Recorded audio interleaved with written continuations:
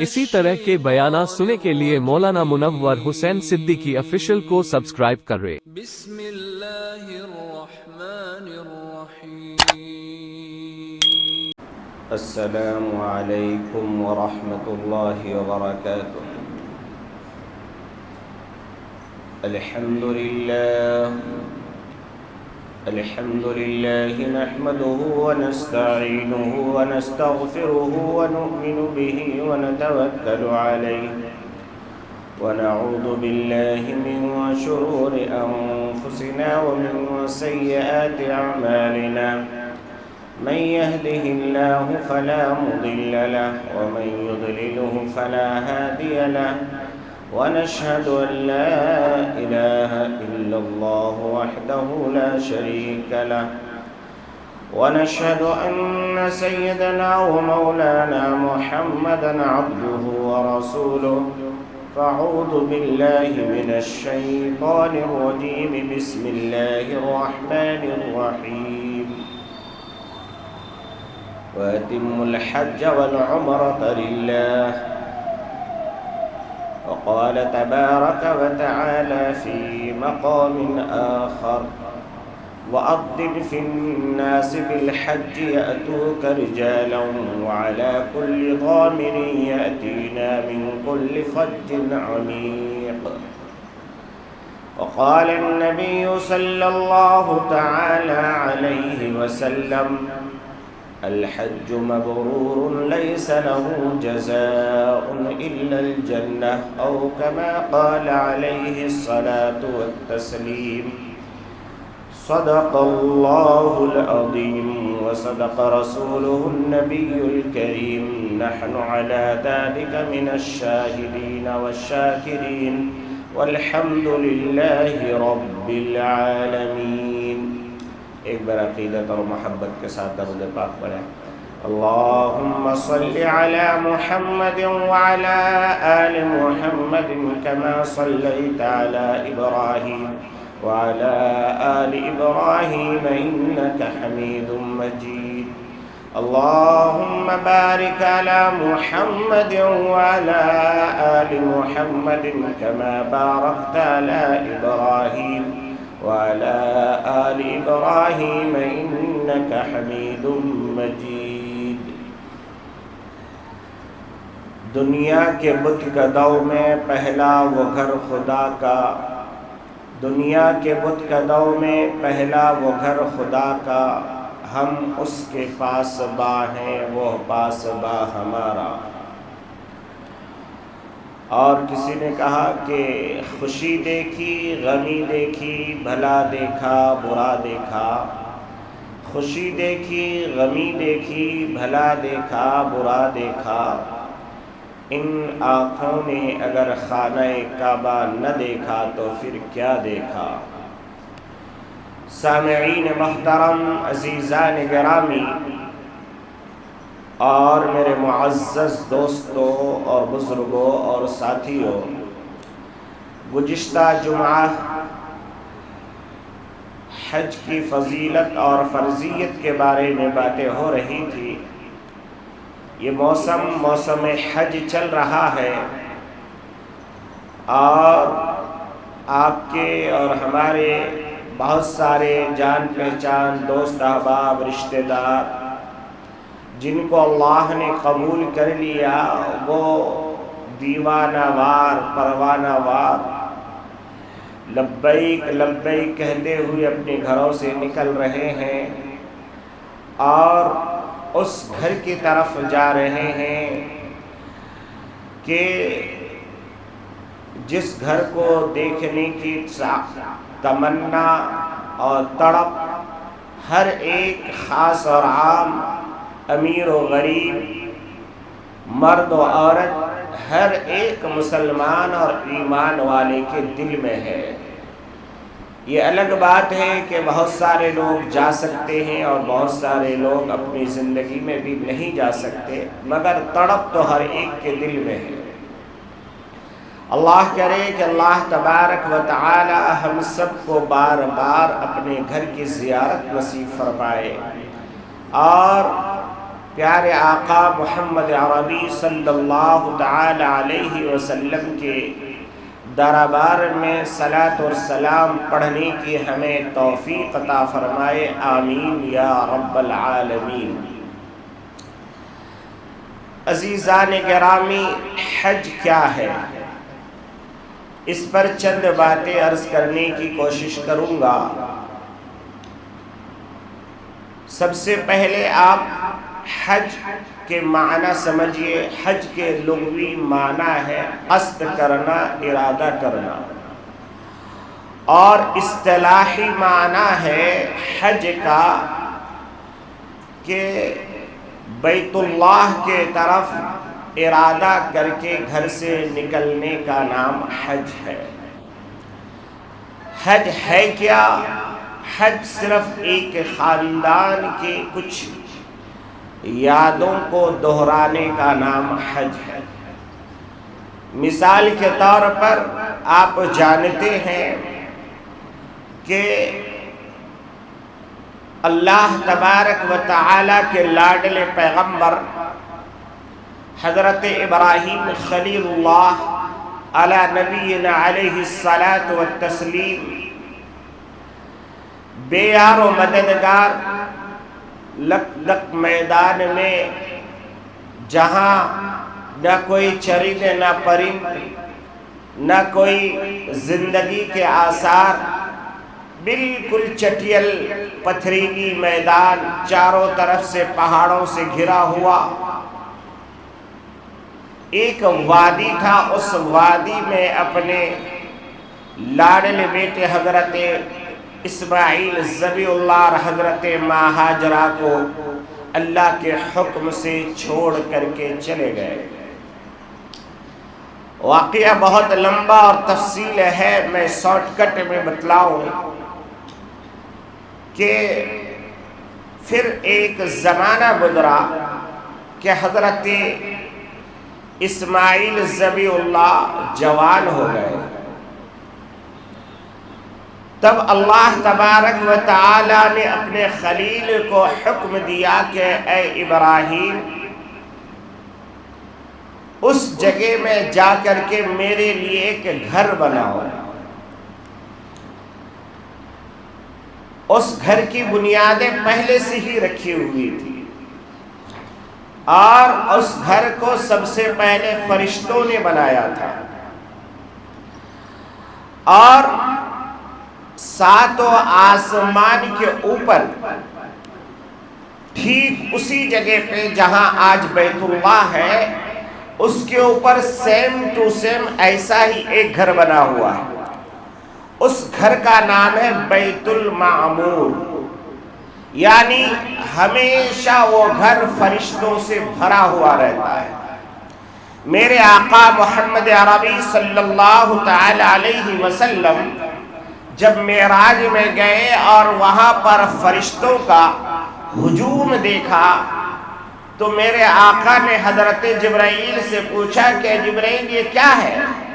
تو حضرت جبرائیل نے فرمایا، اے نبی پاک رحمت دو عالم، یہ بیت المعمور ہے، اور یہاں پر فرشتے طواف کرنے کے لیے آتے ہیں، اور ڈیلی بیس پہ یعنی ہر روز 70,000 فرشتے اس گھر کا طواف کرتے ہیں، اور جو فرشتہ ایک بار اس گھر کا طواف کر لیتا قیامت تک پھر اس کو دوبارہ نصیب نہیں ہوگا،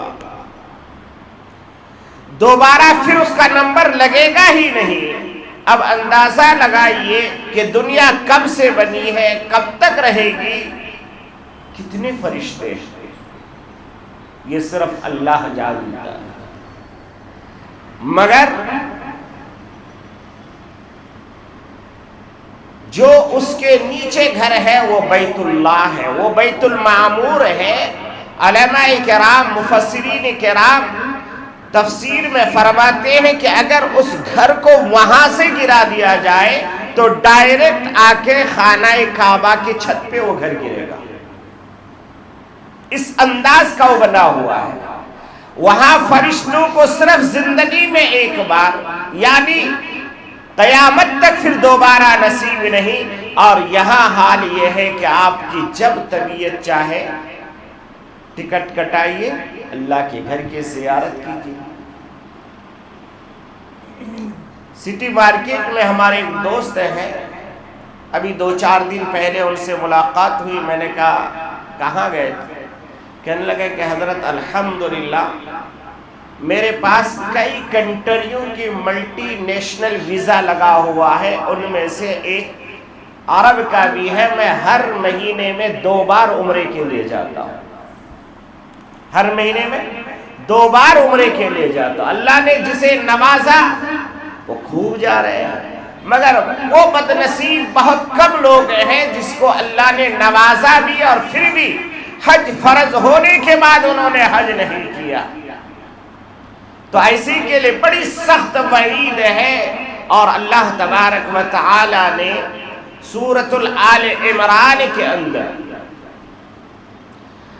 من استطاع الیہ سبیلا ومن کفر فإن اللہ غنی عن العالمین۔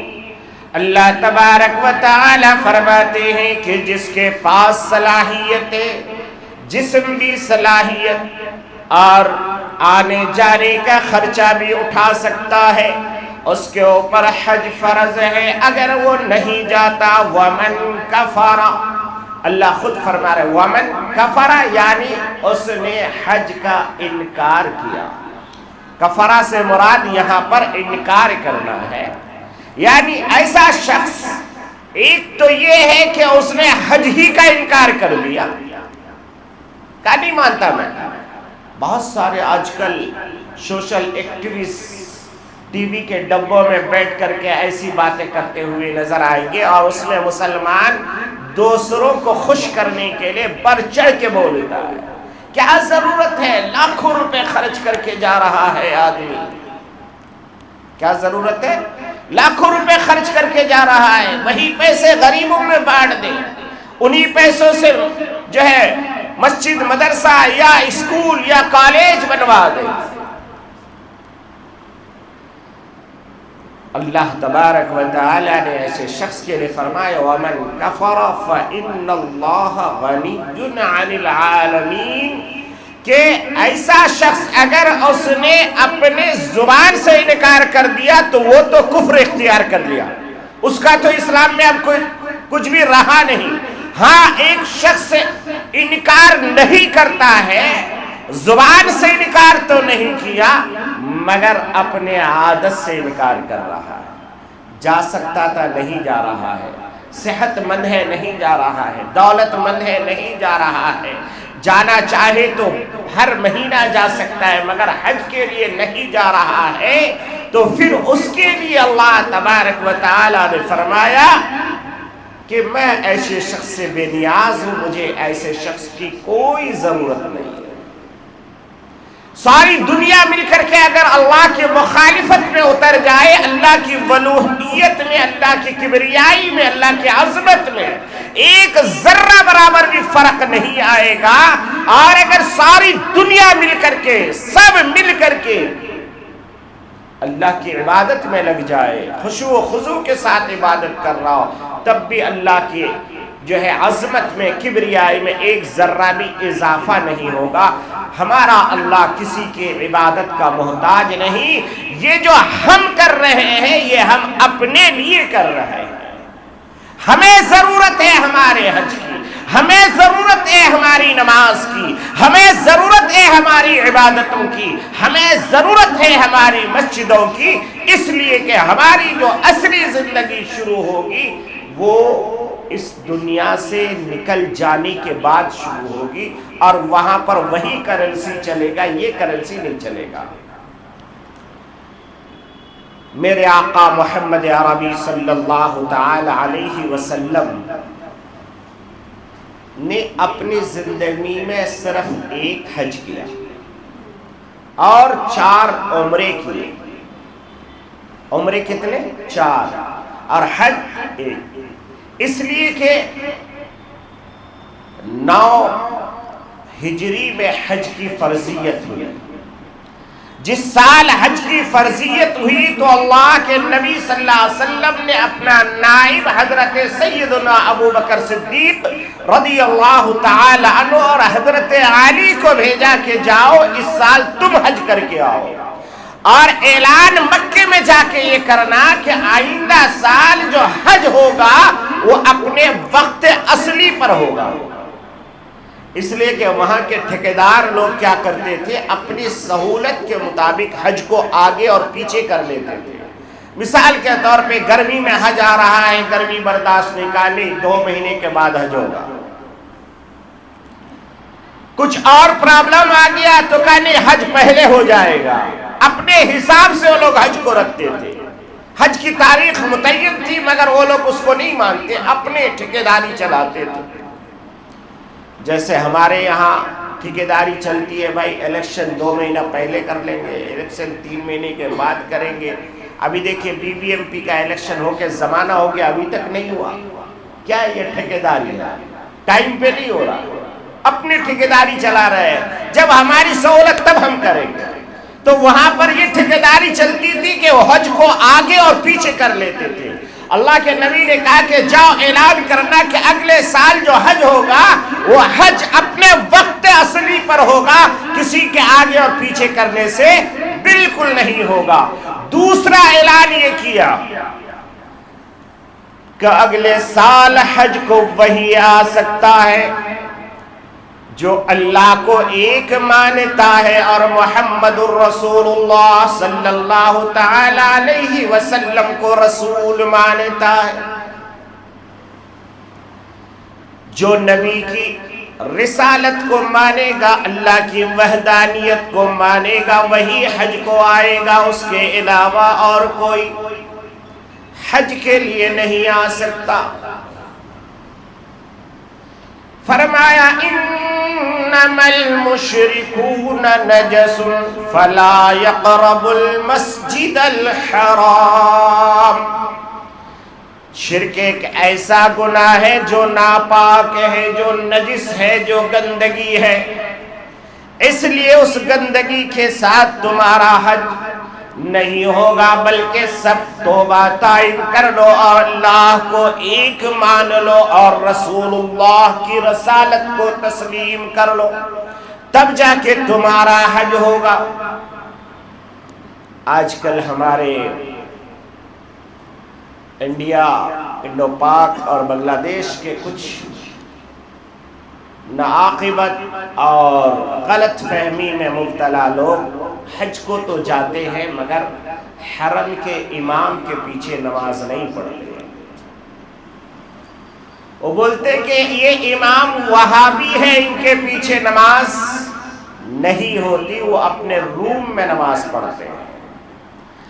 اور کچھ لوگ حج کو جاتے ہیں مگر پھر مدینے کو نہیں جاتے۔ الگ الگ کیٹیگری، حج کو گئے مگر مدینے کو نہیں گئے۔ کہا کیوں نہیں جا رہے ہو؟ کہا اس لیے نہیں جاتے ہیں کہ رسول کے ساتھ 2 دشمن سوئے ہوئے ہیں، اس لیے ہم ان کی قبر پہ نہیں جائیں گے۔ اللہ ان کی بھی اصلاح فرمائے، ان کی بھی اصلاح فرمائے۔ قربان جائیے علماء دیوبند کے اوپر کہ جنہوں نے کہا کہ نہ افراط ہے نہ تفریط ہے، نہ یہ وہابی ہے اور نہ وہ دشمن ہے، بلکہ ان کا ایمان کی صداقت تو قرآن دے رہا ہے، صدیق کی صداقت، عمر کی عدالت، یہ قرآن گواہی دے رہا ہے۔ اور خانہ کعبہ کا امام کیسے وہابی بن سکتا ہے؟ وہ تو اللہ کا ڈائریکٹ گھر ہے۔ اللہ تبارک و تعالی اس کی حفاظت قیامت تک فرمائیں گے۔ فرمایا جاتا ساری روئے زمین جب تباہ و برباد ہو جائے گی، اذا زلزلت الارض زلزالها واخرجت الارض اثقالها وقال الانسان ما لها يومئذ تحدث اخبارها بان رب ربك أوحى لها. فرمایا جاتا اللہ تبارک و تعالی فرماتے ہیں جب اس زمین کو ہلا دیا جائے گا یہ سارے گھر درہم برہم ہو جائیں گے اور پہاڑ روئی کی گالوں کی طرف اڑتا پھرے گا تو پھر سارے روئے زمین کی مسجدوں کا وہ حصہ جہاں عبادت ہوتی ہے اپنی ماں کے پاس یعنی خانہ کعبہ میں پہنچیں گے اور خانہ کعبہ اپنی اصلی حالت میں باقی رہے گا. میرے عزیزو اللہ تبارک و تعالی خانہ کعبہ کی حفاظت فرمائے گے. یہاں تک فرمایا کہ دجال جو ساری روئے زمین کا سفر کرے گا مگر وہ بھی مدینے میں داخل نہیں ہو پائے گا, مکے میں داخل نہیں ہو پائے گا. تو اس لیے جو لوگ جا رہے ہیں, جا چکے ہیں, جانے والے ہیں,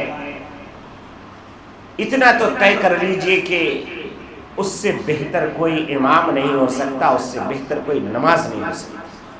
اگر اتنا عقیدہ نہیں ہے تو پھر بیکار ہے. اس سے بہتر کوئی نماز نہیں, اس جگہ سے بہتر کوئی جگہ نہیں.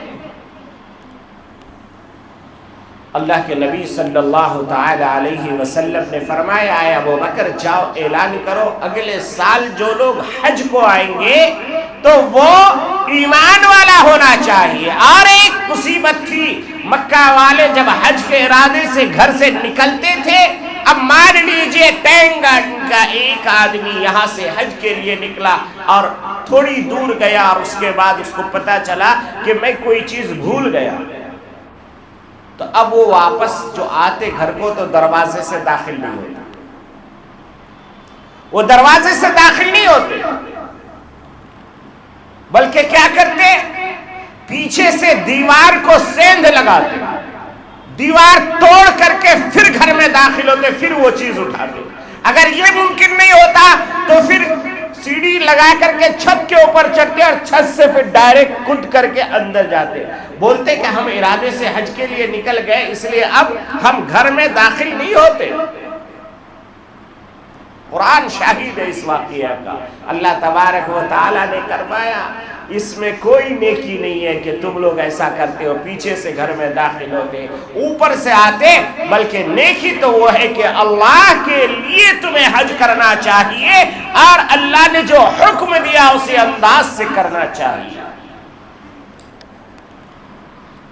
اللہ تبارک و تعالی نے فرمایا الحج اشہر معلومات فمن فرض فیہن الحج فلا رفث ولا فسوق ولا جدال فی الحج وما تفعلوا من خیر يعلمه الله وتزودوا فإن خير الزاد التقوى واتقون يا أولي الألباب. اللہ تبارک و تعالی فرماتے ہیں حج ایسا کرو جس میں کوئی جھگڑا کوئی جھمیلا نہ ہو, فلا رفث ولا فسوق ولا جدال فی الحج. علماء کرام فرماتے ہیں کہ چھوٹی چھوٹی باتوں میں غصہ نہ کیا کرو. میاں بیوی گئے حج کو, اب بیوی نے کہا مجھے یہ خریدنا, میاں نے کہا کیا تجھے بنگلور میں یہ چیزیں نہیں ملتی, دونوں کا جھگڑا شروع, وہیں پر طلاق. یہاں تک نوبت آ جاتا ہے. اللہ کا جلال آتا ہے میرے بھائیوں. اس لیے فلا رفث ولا فسوق ولا جدال, یعنی کہ اب تقریباً 30 لاکھ 50 لاکھ کا ازدحام ہوتا ہے, بھیڑ ہوتی ہے, مگر آپ نے دیکھا ہوگا, غور کیا ہوگا, کسی پولیس والے کے ہاتھ میں ایک ڈنڈا تک نہیں ہوتا. دنیا میں کوئی مثال پیش کر کے دکھا دو, ارے 10,000 لوگوں کو کنٹرول کرنے نہیں ہوتا. آپ نے دیکھا ہوگا ہمارے کسان بھائی جب نکلے تھے حکومت سے کچھ منوانے کے لیے تو کہیں واٹر ٹینک کا استعمال ہو رہا ہے, کہیں آنسو گیس کا استعمال ہو رہا ہے, کہیں پر جو ہے کیلیں لگائی جا رہی ہے, پتہ نہیں کیا کیا کیا جا رہا ہے. 2-4 ہزار آدمی کو کنٹرول کرنے کے لیے، مگر اللہ کے وہ مہمان، جیسے ہی آپ جدہ ایئرپورٹ پہ اتریں گے بڑا ایک سائن بورڈ نظر آئے گا، اس میں لکھا ہوتا ہے مرحبا بضیوف الرحمن، ویلکم اے اللہ کے مہمانوں، کیا ویلکم اے اللہ کے مہمانوں، ضیوف الرحمن کہا گیا اسے، یعنی یہ اللہ کے مہمان ہیں، اور وہ 30 لاکھ بھی ہو سکتا ہے، 50 لاکھ بھی ہو سکتا ہے، 1 کروڑ بھی ہو سکتا ہے، کبھی کسی سے کسی کو کوئی غرض نہیں، سب دیوانہ وار لبیک اللہم لبیک لبیک لا شریک لک لبیک ان الحمد والنعمت لک والملک لا شریک لک، یہ کہتا جاتا ہے دیوانی کی طرح، پاگل کی طرح چلتا رہتا ہے، چلتا رہتا ہے، چلتا رہتا ہے، کہ کوئی غرض نہیں ہے ادھر کون جا رہا ہے، ادھر کون جا رہا ہے۔ اور یارو بتا دو کہ حج صرف اور صرف ایک عاشقی کا نام ہے، ایک دیوانگی کا نام ہے، ایک پاگل پن کا نام ہے۔ آپ نے دیکھا ہوگا جب آدمی پاگل ہو جاتا ہے تو اس کو کپڑے کا کوئی عطا پتہ نہیں رہتا، پھٹا پرانا پہن لیا چل رہا ہے، دیوارے میں کتے بھوک رہے چل رہا ہے، بچے پتھر مار رہے چل رہا ہے، حاجی کو بھی کچھ پتہ نہیں رہتا۔ بہت بڑے حضرت ہیں، شیخ الحدیث ہیں، بغیر امامہ کے گھر سے نہیں نکلتے، ہمیشہ جبہ قبہ پہن کر کے گھر سے نکلتے ہیں، بخاری کا درس دیتے ہیں۔ اب حج کو چلے، کہا کہ نہیں اب یہ جبہ ابا نہیں، پگڑی بھی نہیں، پگڑی بازو جبہ بازو، کیا 2 کفن پہن لیا۔ بہت بڑے ملٹی نیشنل بزنسوں کا مالک، ہمیشہ فلائٹ کا سفر کرتے رہتا ہے، لاکھوں کا ایک ایک شوٹ ہے، حج کو جا رہا ہے، مگر جانے کے وقت جیسے ٹائم آیا نہایا دھویا، اس کے بعد پھر وہی 2 کفن۔ ایک غریب آدمی چندہ کر کر کے آپ کی مسجد میں چندہ کیا، اس کی مسجد میں چندہ کیا، تب پیسہ اکٹھا کیا، اس کے بعد حج کو جا رہا ہے، وہی 2 چادر۔ نہ غریب میں کوئی فرق، نہ امیر میں کوئی فرق، نہ بادشاہ میں کوئی فرق، نہ گورنر میں کوئی فرق، سبھی ایک ہی صف میں کھڑے ہو گئے، محمود و ایاز، نہ کوئی بندہ رہا نہ کوئی بندہ نواز۔ آج دیکھنا ہے، ارے اسلام کی حقانیت کو دیکھنا چاہتے ہو، صرف ایک نظر سے حاجیوں کو دیکھ لو، سمجھ میں آ جائے گا اللہ ہے، اللہ کی قدرت ہے۔ دنیا میں کوئی مثال آپ پیش کر کے دکھا دیجئے جہاں پر 50,000 لوگ جمع ہو اور پولیس کے ہاتھ میں ڈنڈا نہ ہو، پولیس کے ہاتھ میں ریوالور نہ ہو، پولیس کے ہاتھ میں مشین گن نہ ہو، دکھا دیجئے آپ کہیں پر۔ وہاں دیکھیے 30 لاکھ 40 لاکھ کبھی کبھی ان گنت لوگ آ جاتے ہیں، مگر یا اللہ حج، یا اللہ حج بولتے سب خالص۔ کسی کا پاؤں کسی پہ گر گیا، جس کے اوپر گرا وہ خود معافی مانگتا، بھائی معاف کر دینا، آپ کو تکلیف تو نہیں ہوئی، آپ کو پریشانی تو نہیں، دھکا آپ نے دیا، معافی وہ مانگتا ہے، بھائی آپ کو چوٹ تو نہیں لگی۔ کیا ہے یہ اللہ کی رضا کے لیے سارے لوگ جا رہے ہیں، یہ ضیوف الرحمن ہے، یہ اللہ کے مہمان ہے۔ فرمایا گیا کہ حج یہ ثابت کرتا ہے کہ اللہ، میں زندگی میں، اپنی زندگی میں آپ کو راضی کرنے کے لیے کفن پہن سکتا ہوں، تو میں آپ کو راضی کرنے اپنی زندگی بھی دے کر کے موت کو بھی اوڑھ سکتا ہوں۔ یہ ہے اصل، یہ ہے حج کا اصل پیغام۔ حج کو جانے سے پہلے سوچے کہ میں کتنے لوگوں کے پیسے دبا کے ان کو دیں، نہیں دے سکتے جگہیں ان کے پاؤں پکڑے، معافی مانگے، جس سے آپ کا دل دکھا ہوا ہے، غلطی انہی کی ہے، آپ کی نہیں ہے، مگر پھر بھی آپ ان کے پاس جائے، کہا کہ بھائی اب تو میں سفر میں جا رہا ہوں، پتہ نہیں آؤں گا یا نہیں آؤں گا، اللہ مجھے واپس لائے گا کہ نہیں لائے گا، اللہ کے واسطے مجھے معاف کر دو۔ یہ سب کچھ کر کے تب جب آپ حاجی جاتا ہے، پھر اللہ کے نبی صلی اللہ علیہ وسلم نے فرمایا کہ ایسا حج جس میں کوئی فسق نہ ہو، فجور نہ ہو، گناہ نہ ہو، تو سمجھو کہ وہ حج مبرور ہو گیا اس کا، اور اس حج کے لیے صرف اور صرف بدلہ یہی ہوگا کہ وہ سیدھا جنت میں داخل ہوگا۔ علماء کرام فرماتے ہیں حج میں اور اسلام میں بڑی مماثلت ہے۔ کیوں؟ ایک آدمی گنہگار سے گنہگار زندگی گزار رہا تھا۔ سیدنا عمر فاروق رضی اللہ تعالیٰ عنہ کی زندگی لے لیجئے، کوئی اپنی بچی کو اگر دفن نہیں کر سکتا تو حضرت عمر کی خدمت کے لیے اعلان تھا کہ جو اپنی بچی کو دفن نہ کر سکے وہ عمر کو یاد کر لے، عمر اس کو دفن کر دے گا۔ مگر جب کلمہ پڑھ لیے مسلمان ہو گئے، حضرت عمر جب اسلام لے آئے، الاسلام یہدم ما کان قبلہ، حدیث پاک کے اندر آتا ہے کہ اسلام لانے سے پہلے جو بھی گناہ کیا، اسلام لانے سے پہلے جو بھی ظلم کیا، اسلام لانے سے پہلے جتنے بھی ظلم کیے، وہ سارے کے سارے ظلم کو اسلام کا ایک کلمہ مٹا دیتا ہے، اور وہ کلمہ کیا ہے؟ لا الہ الا اللہ محمد رسول اللہ صلی اللہ تعالی علیہ وسلم۔ حدیث میں آیا الاسلام یہدم ما کان قبلہ، اسلام لانے سے اسلام کے پہلے سارے گناہوں کو دھل دیتا ہے۔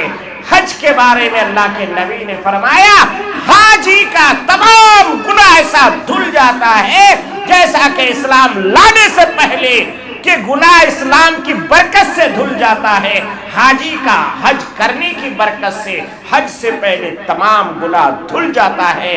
میرے آقا نے فرمایا کہ رجع امک ولدتہ، اے میرے پیارے اب لوٹ جاؤ اپنے گھر کو، ایسا لوٹو جیسا کہ تیری ماں نے تجھے ابھی جنا ہے۔ اللہ اکبر اللہ اکبر، کہا تیری ماں کے جو ہے شکم سے تو ابھی باہر آیا، جس طریقے سے ایک نوزائیدہ بچے کے ذمے کوئی گناہ نہیں ہوتا، حاجی کے حج کرنے کے بعد بھی کوئی گناہ نہیں ہوتا۔ پھر میرے آقا نے فرمایا حاجی جب واپس آتا ہے تو اس کو اپنے گھر میں داخل ہونے سے پہلے اگر ملاقات کر لو تو ملاقات کرنے کے بعد اس سے دعا کی گزارش کرو، وہ جو بھی دعا کر دے گا تمہارے حق میں وہ قبول ہو جائے گی۔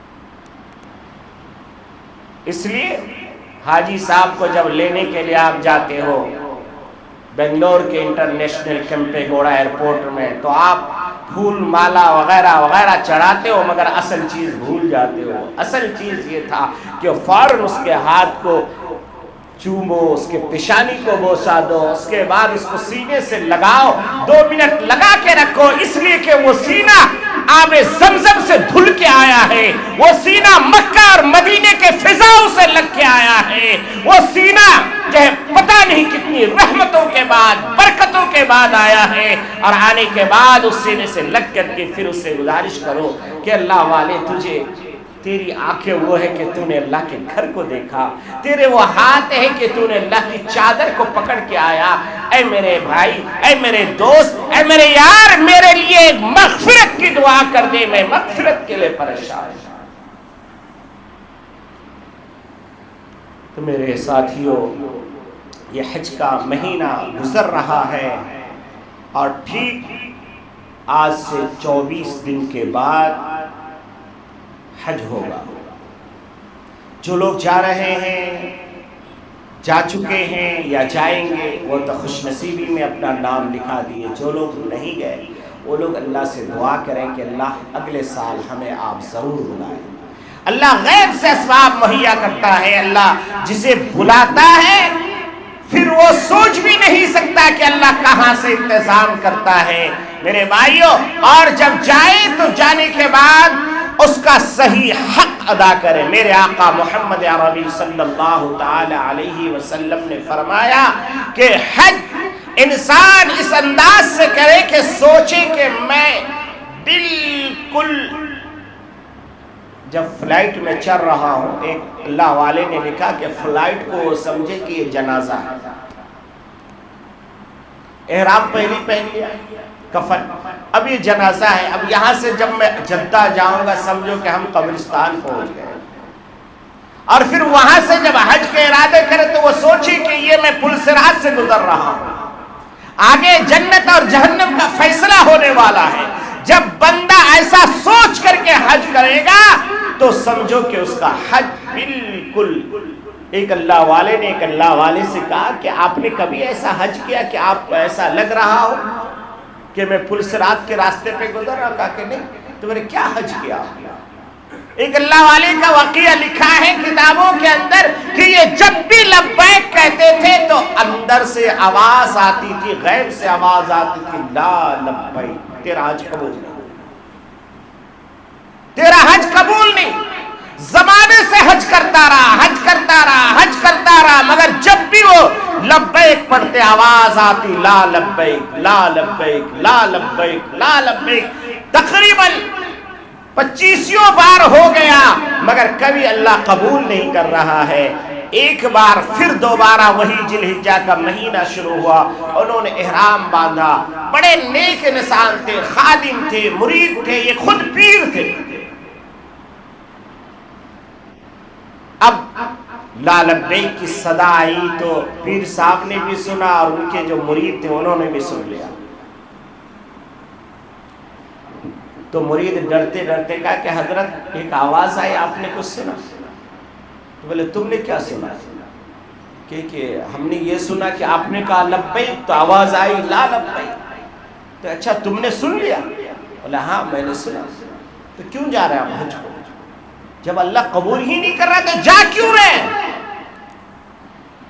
تو اس اللہ والے کا دل ٹوٹ گیا، رونے لگے اور بلکنے لگے، اور پھر کہا کہ میرے بیٹے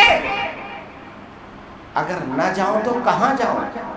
اس کے علاوہ تو کوئی چارہ ہے نہیں، میرا کام تو حج کرنا ہے، قبول کرنا میرا کام نہیں، وہ تو اللہ کا کام ہے۔ اب اللہ نہ قبول کرے تب بھی مجھے جانا ہے۔ ہم نماز پڑھ رہے ہیں، یہ پڑھنا میرے ذمہ ہے، قبول کرنا اللہ کے ذمہ ہے۔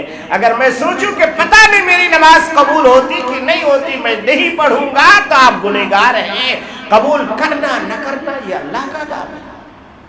انہوں نے کہا اللہ کے دربار میں ہاتھ پھیلایا، کہا اللہ اب تک تو آپ کا اور میرا معاملہ تھا، آپ کہتے تھے لا لبیک، میں سنتا تھا اور پھر میں لبیک لبیک کہتا ہوا گزر جاتا، مگر اب تو بات تیسرے تک پہنچ گئی، اب تو لوگوں نے بھی سن لیا، اے اللہ اب میں کیا کروں؟ اس طریقے سے بلک بلک کر کے رونے لگے، روتے روتے روتے روتے آنکھ لگ گئی،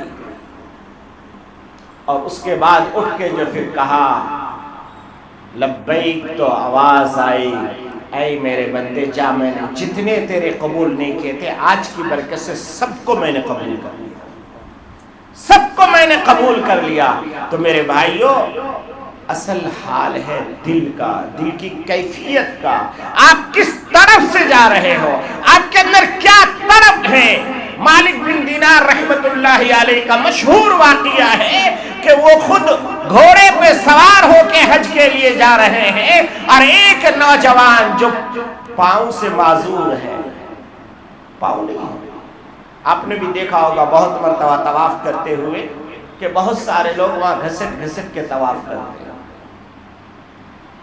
کیا جذبہ ہے۔ اصل حج تو ان کا ہے، اصل عمرہ تو ان کا ہے، اصل طواف تو ان کا ہے۔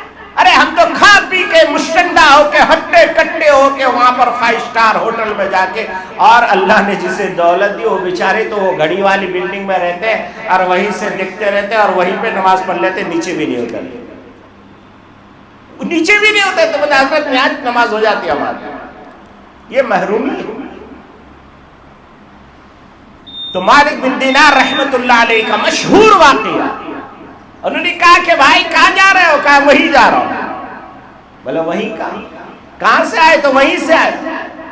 ارے کس کے پاس جا رہے؟ اسی کے پاس جا رہا ہوں۔ مالک بن دینار سمجھ گئے یہ کوئی اللہ والا ہے، یہ کوئی نیک بندہ ہے، اس کا پیچھا کرنے لگے، اس کا پیچھا کرنے لگے۔ کہا کہ چلو میرے سواری پہ، کہتے نہیں الحمدللہ میرے پاس سواری ہے، میں اسی پہ جاؤں گا۔ گھسٹ کے جا رہے ہیں، دونوں پاؤں نہیں، معذور پاؤں سے۔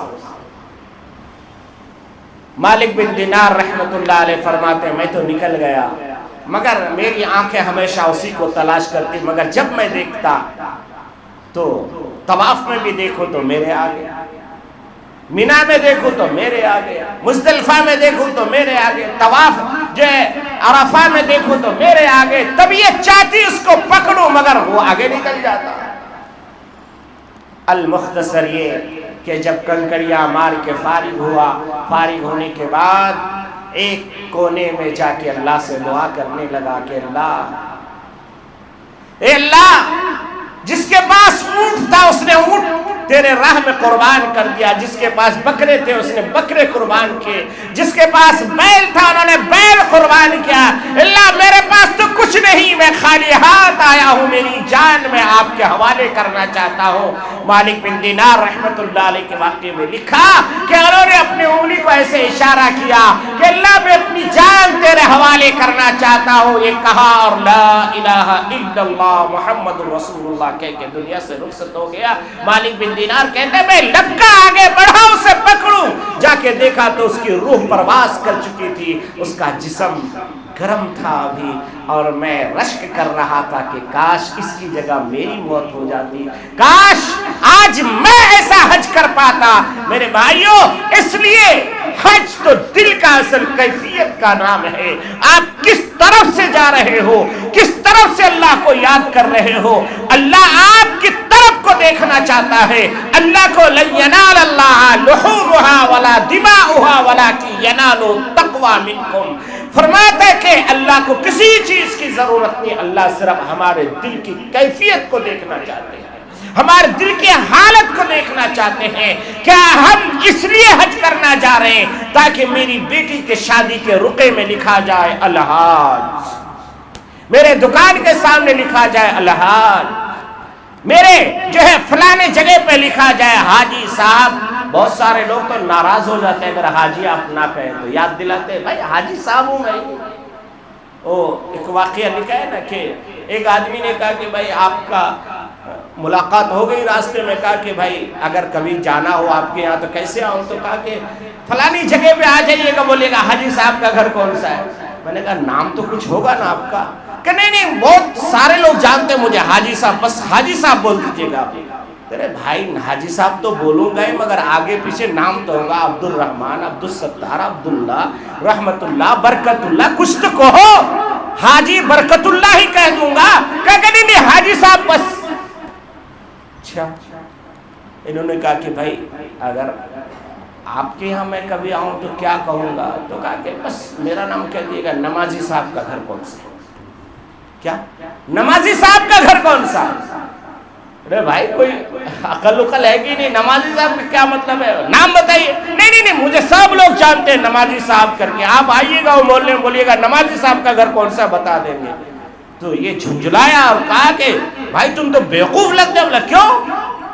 تم ایک مرتبہ زندگی میں حج کیے تو لوگوں نے حاجی صاحب کر کے جانے لیا، میں ساری زندگی نماز پڑھ رہا ہوں نمازی صاحب کر کے نہیں جانے کا، مجھے نمازی صاحب کر کے جانتا ہے۔ میرے بھائیوں اس لیے یہ حاجی لفظ ہم لوگوں نے لگایا ہے، حضرت ابراہیم خلیل اللہ کو کسی نے حاجی نہیں کہا، میرے آقا محمد رسول اللہ صلی اللہ علیہ وسلم کو کسی نے حاجی نہیں کہا، سیدنا ابو بکر کو نہیں کہا، سیدنا عمر کو نہیں کہا، سیدنا عثمان غنی کو نہیں کہا، علی کو نہیں کہا، ارے 14 پورے صحابہ میں سے کسی کے نام کے ساتھ حاجی صاحب نہیں لگائے، یہ ہم لوگ لگا لیے۔